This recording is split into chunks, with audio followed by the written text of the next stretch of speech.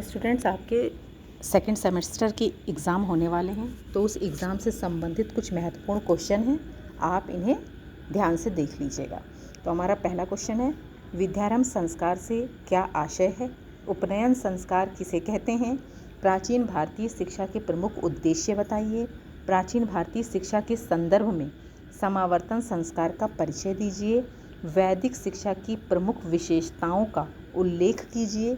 वैदिक शिक्षा की वर्तमान शिक्षा प्रणाली में प्रासंगिकता की चर्चा कीजिए। मध्यकालीन शिक्षा के मुख्य उद्देश्यों का उल्लेख कीजिए।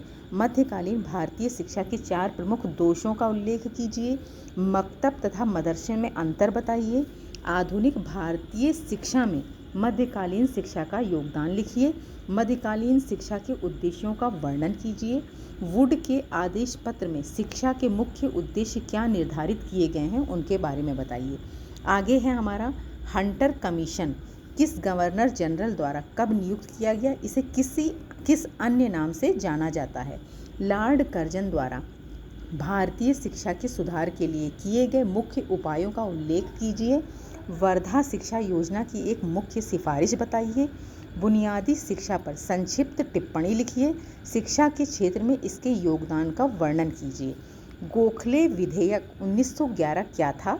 कोलकाता विश्वविद्यालय को अन्य किस नाम से जाना जाता है?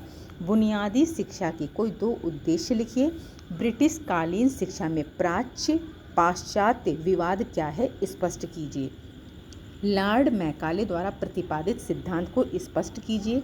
हंटर कमीशन का मूल्यांकन कीजिए। वर्धा शिक्षा योजना को स्पष्ट कीजिए।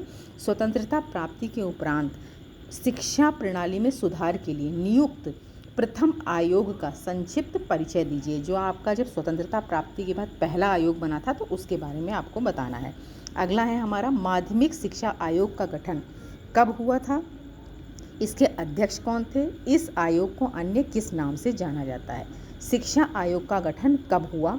इसके अध्यक्ष कौन थे? इसको किस अन्य नाम से जाना जाता है? कोठारी आयोग द्वारा प्रस्तावित त्रिभाषा सूत्र क्या है?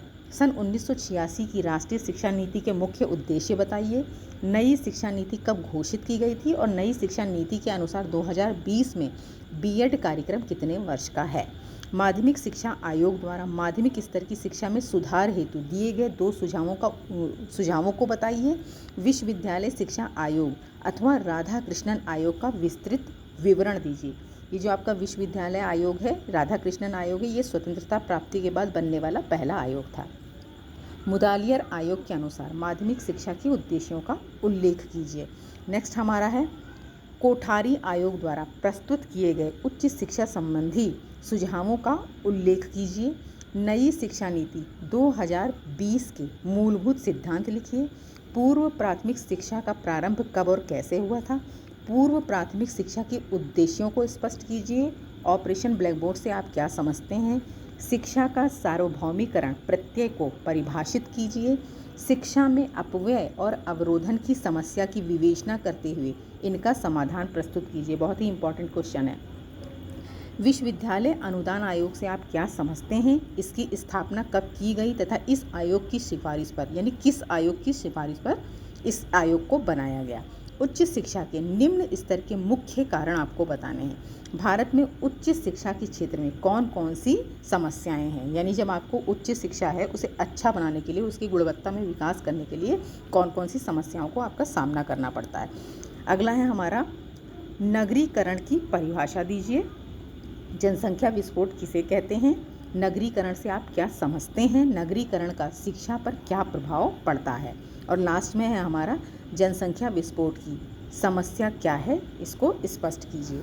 तो ये हमारे सेकंड सेमेस्टर के इम्पॉर्टेंट क्वेश्चन हैं, इन्हें ध्यान से देख लीजिएगा।